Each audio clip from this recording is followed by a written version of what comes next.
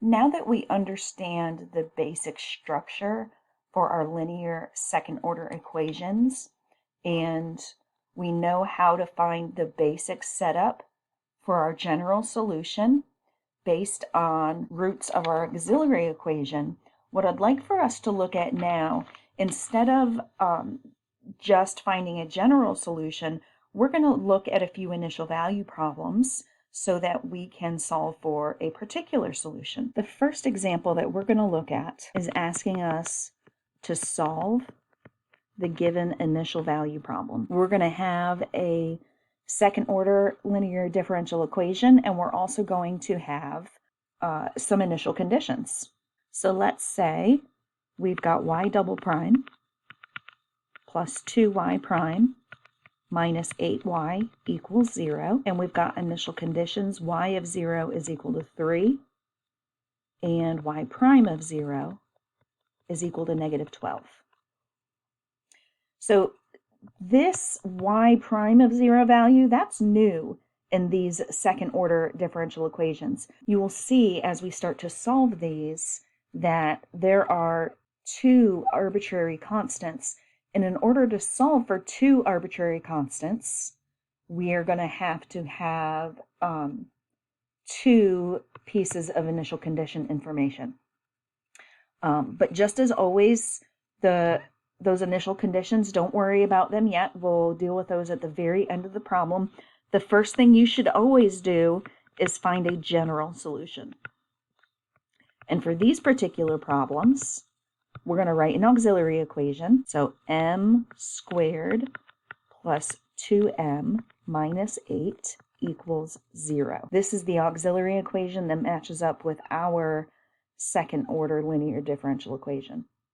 Now we're going to solve this quadratic equation, and this one in particular is solvable by factoring. This will factor to m plus 4, m minus 2, which means that m is equal to negative 4, m positive 2. And when we get two distinct real roots, that means our solution is going to have two distinct exponential pieces with these values in the exponents. So we've got c1 to the negative 4t plus c2e to the 2t. So you see, all we've done is taken those values and put them into the exponents of some exponential pieces. Now this would have been our general solution, and this is where we would have stopped in the problems from our last homework. Our instructions now, though, are to solve an initial value problem, and what that means is we don't want to stop with the general solution. We want to find a particular solution. So once you have your general solution, the next thing you want to do is calculate its derivative. So we're going to find y prime using the general solution. So y prime, going off of this y here, y prime is negative 4 c1 e to the negative 4t plus 2 c2 e to the 2t. Now that we have y prime, we are going to plug our initial conditions into y and y prime. And what this is going to do is it's going to create a system of equations that we can solve and find the values for c1 and c2. So remember, we were told that y of 0 is 3. So if we plug 0 into our y equation here, we should get 3 for the answer. So 3 is equal to, when you plug 0 in the exponent of the e, it's got a value of 1. So we've got c1 times 1, which is just c1. And we've got c2 times 1, which is just c2. So when we plug in t equals 0 to the y equation, we get 3 is equal to c1 plus c2. We also know that y prime of 0 is equal to negative 12. So if we plug 0 into our y prime equation, it should be equal to negative 12. So here's our y prime equation. If we plug zeros into those exponents, the e factor will just turn out to be 1. And then all we're left with is those coefficients. So we've got negative 12 is equal to negative 4c1 plus 2c2.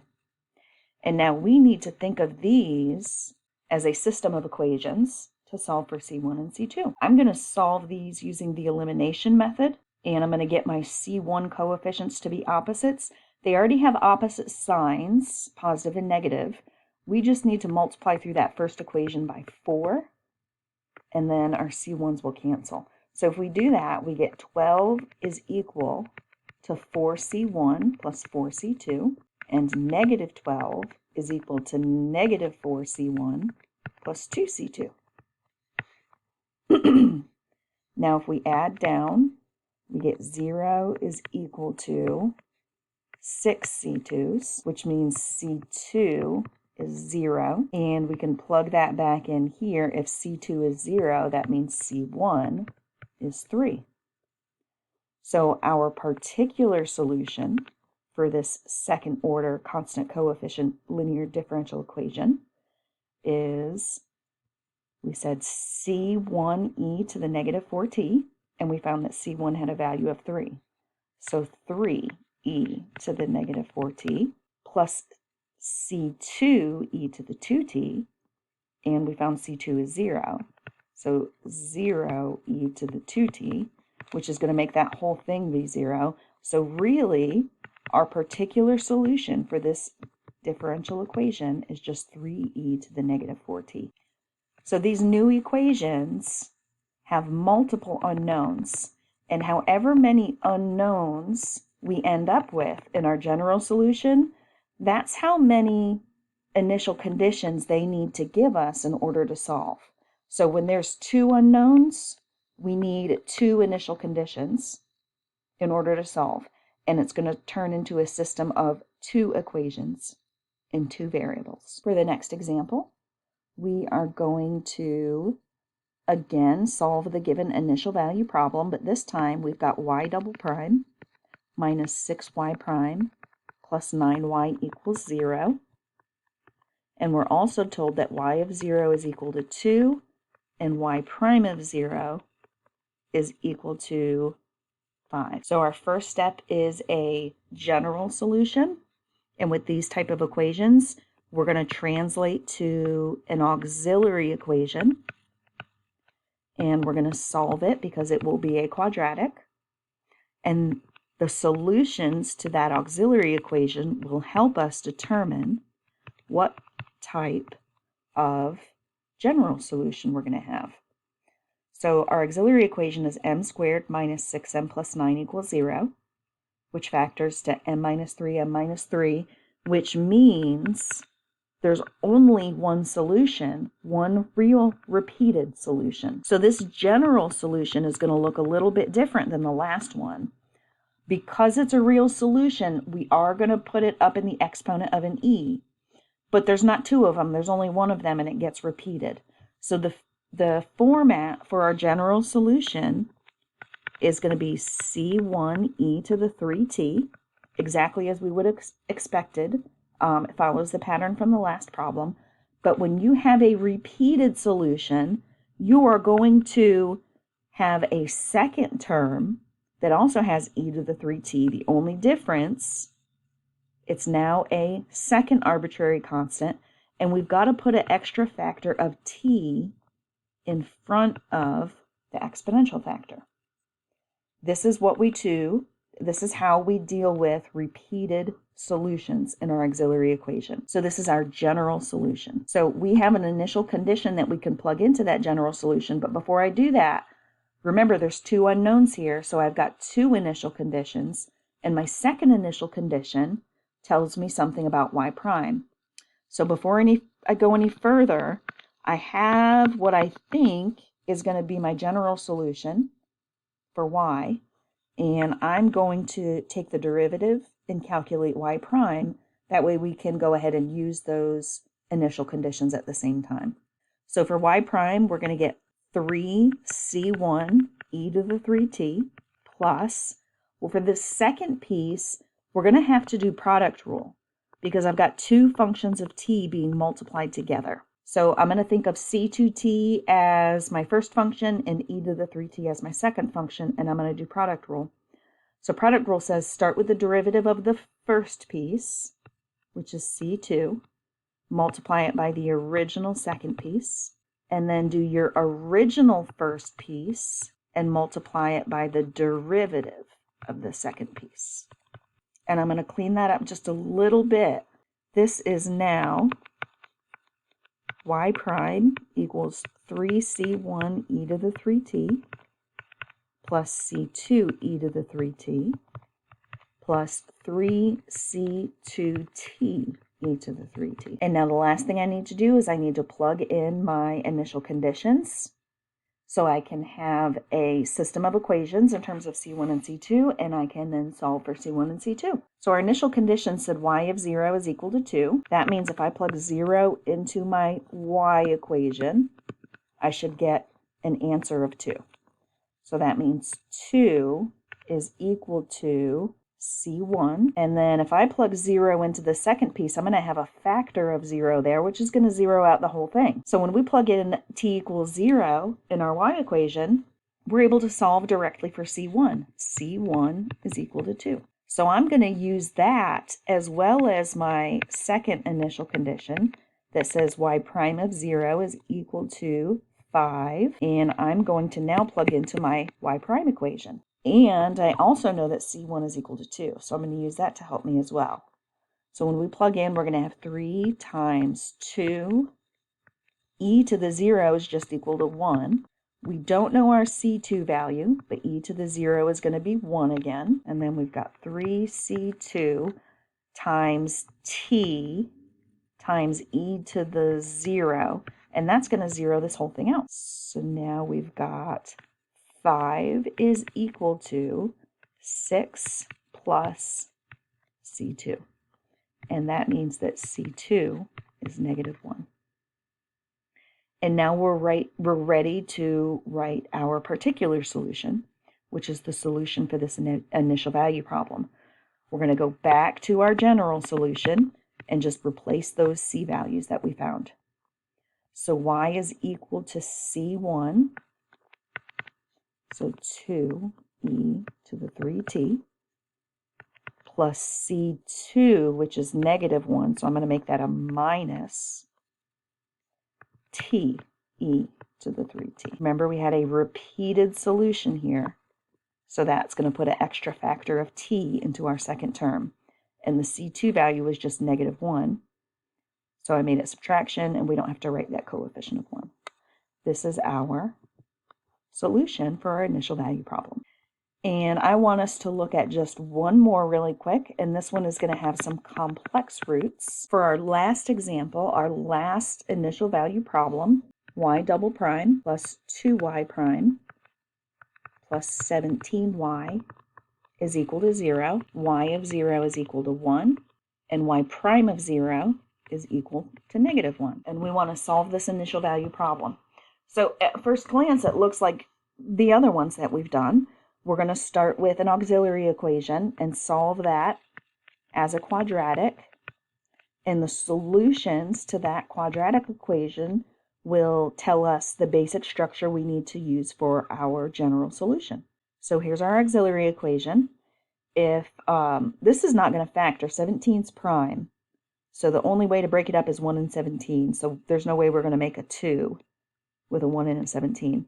So what I'm going to do is instead I'm going to jump straight into the quadratic formula, which is negative b plus or minus the square root of b squared minus 4ac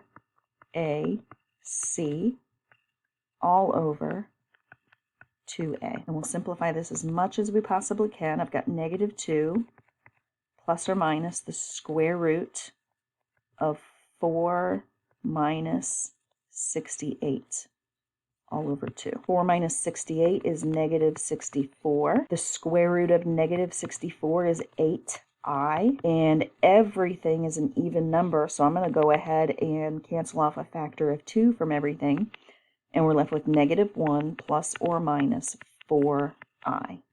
So we've got complex solutions to our auxiliary equation. And when you have a complex solution, there is always a real piece and there's an imaginary piece.